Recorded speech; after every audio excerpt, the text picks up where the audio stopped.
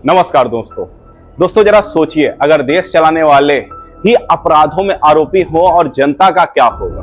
हत्या, अपहरण और महिला उत्पीड़न जैसे गंभीर मामलों में फंसे लोग आज मंत्री बने बैठे हैं और ये कोई कहानी नहीं बल्कि एडीआर की रिपोर्ट की सच्चाई है। दोस्तों, एडीआर की रिपोर्ट आई है जिसमें यह बताया गया है कि कौन से मंत्री और कितने मंत्री ऐसे हैं जो गंभीर मामलों में फंसे हुए हैं। एडीआर की रिपोर्ट क्या कहती है, हमें यह समझना होगा। एसोसिएशन फॉर डेमोक्रेटिक रिफॉर्म्स, यह है एडीआर। और एडीआर की जब हम बात करते हैं तो यह संस्था चुनाव के समय नेताओं के हलफनामों का अध्ययन करती है कि कौन सा नेता कितना अमीर है, उसके ऊपर कितने आपराधिक केस चल रहे हैं, और यह सब सच्चाई जनता तक पहुंचाती है। इस बार एडीआर ने पूरे देश में बड़ा विश्लेषण किया है,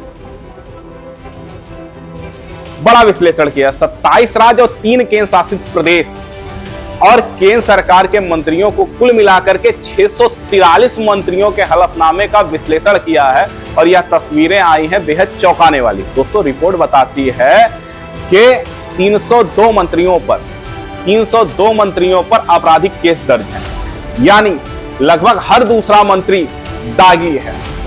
कुल मंत्रियों का 47% दागी है। और दोस्तों सोचिए, देश की नीतियां बनाने वाले ही अगर अपराधों से घिरे होंगे तो जनता को न्याय की उम्मीद किससे करेगी। दोस्तों, और बात यहीं खत्म नहीं होती है। इन मंत्रियों में 174 पर गंभीर मामले दर्ज हैं। 174 पर गंभीर मामले दर्ज हैं, यानी हत्या, अपहरण और महिलाओं के खिलाफ अपराध जैसे आरोप शामिल हैं। सवाल यह है कि क्या ऐसे लोग सच में जनता की सेवा कर सकते हैं? आप बताएं। अगर हम पार्टीवार देखते हैं तो बीजेपी के 40% मंत्री दागी हैं, 26% पर गंभीर केस दर्ज है। कांग्रेस के 74% मंत्रियों पर केस दर्ज है।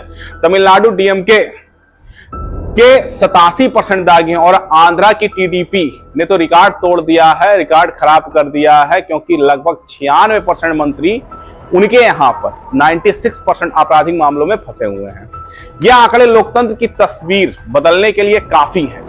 केंद्र सरकार की बात करें अगर दोस्तों तो 29 मंत्री, यानी लगभग हम बात करेंगे तो 40% दागी है। राज्य स्तर पर तमिलनाडु, आंध्र प्रदेश और बिहार जैसे राज्यों में 60% से ज्यादा मंत्री दागी पाए गए हैं।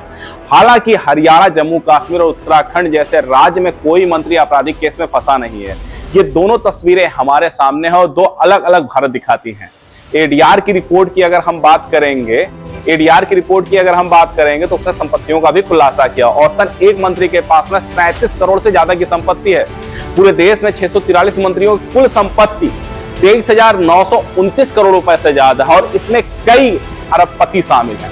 अगर आप बात करेंगे सबसे अमीर मंत्री